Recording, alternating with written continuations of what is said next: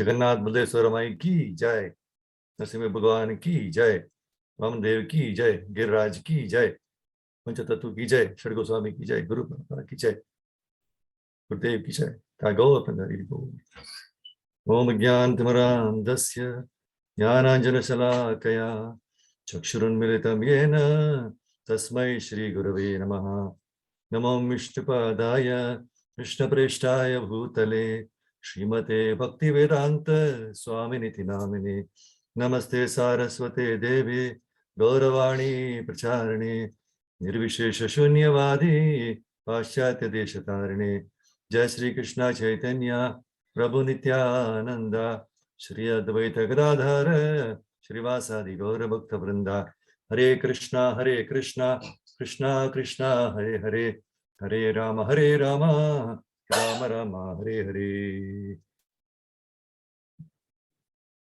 So today we will be continuing the first chapter, and today is the last verse for this first chapter, the chapter entitled Observing the Armies in the Kurukshetra. So 1.46. Sañjaya uvāca evam uktvārjunaḥ saṅkhye rathopastha upāviśat visṛjya sa-śaraṁ cāpaṁ śoka-saṁvigna-mānasaḥ. Sañjaya said, Arjuna, having thus spoken on the battlefield, cast aside his bow and arrows and sat down on the chariot, his mind overwhelmed with grief.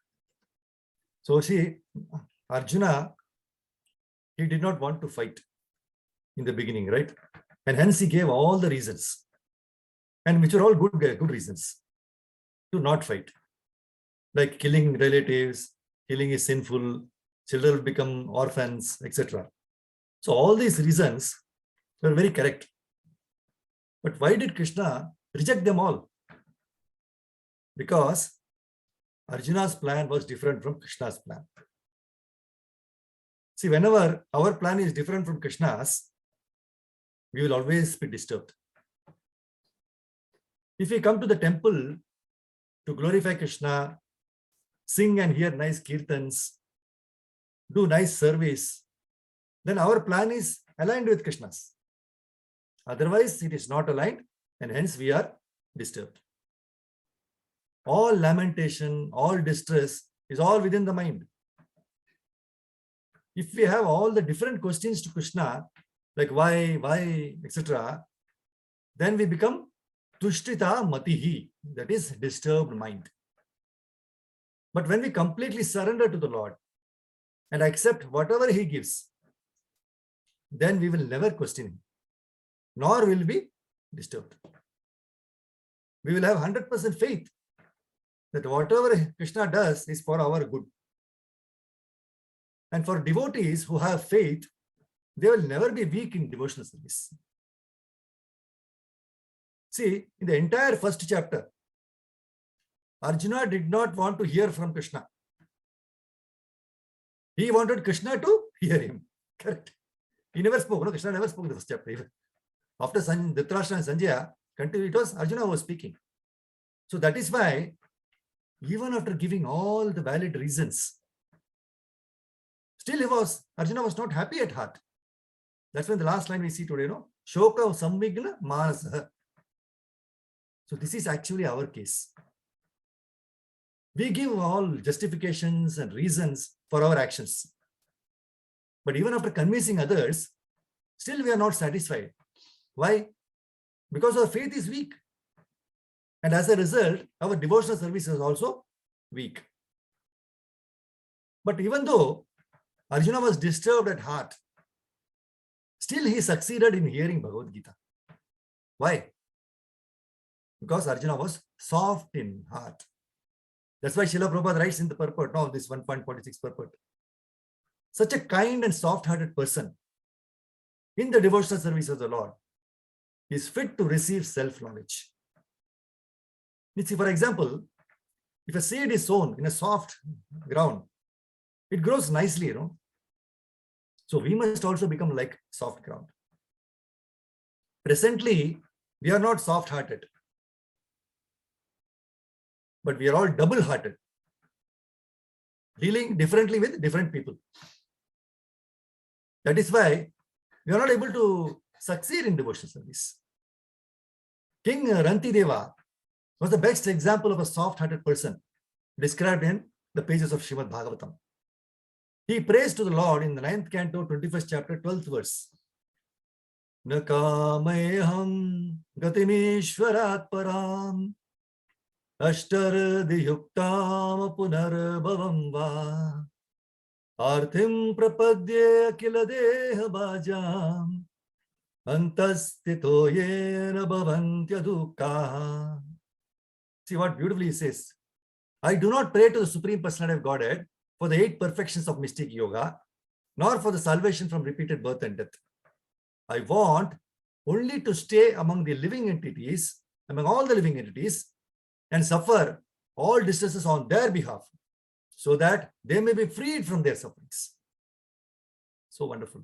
So Arjuna was not only soft-hearted, but he was also very humble. And Arjuna did not pose as a devotee. He did not pose. We have Tilaka, Kantimala, everything is posing as a devotee, but actually from within we should reflect ourselves. So he honestly put forward his feelings to Krishna and inquired from him submissively. See, these words, humble, submissive, very important.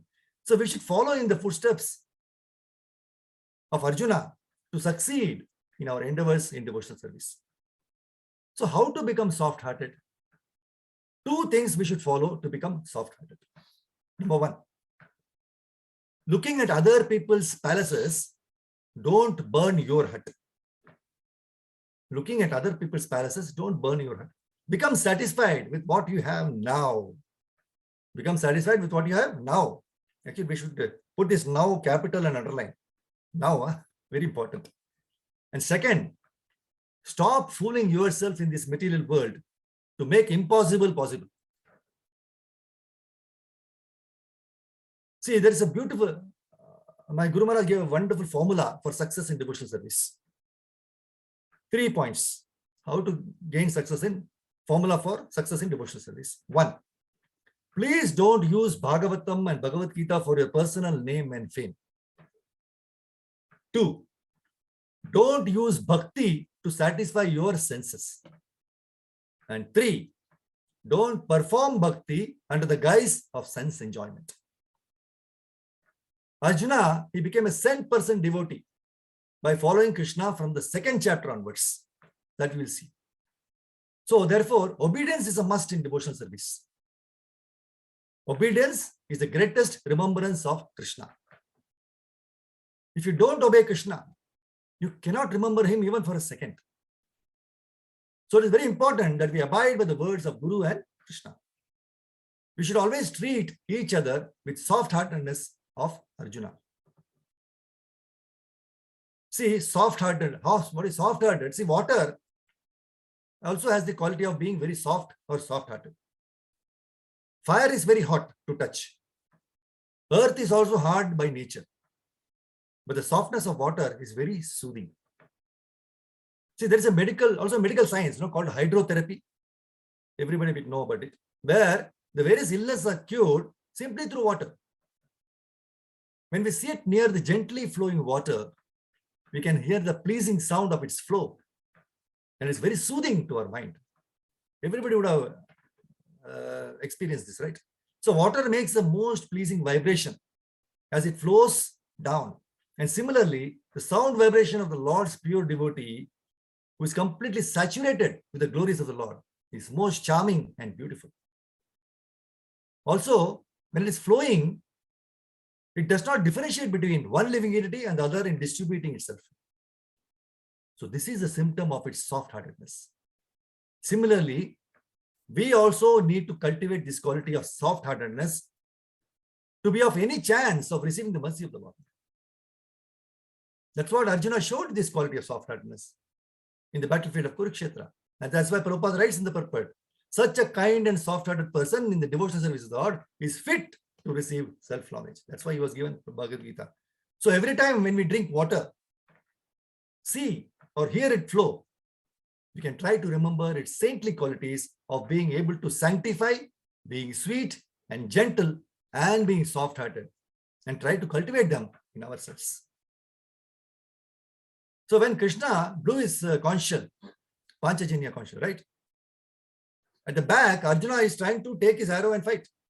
But instead of fighting, what he is doing? He said, no, I am not going to fight. I am giving up, finished. I am not going to fight. Why is this? Because śoka-saṁvigna-mānasaḥ. His mind was overwhelmed with lamentation. How can I kill my kinsman? So this is the position. See, actually, Krishna's order must be final. If Krishna says, then everything is all right. So here Arjuna's position is, Krishna has already arranged the battle. And Arjuna knows that Krishna wants this battle.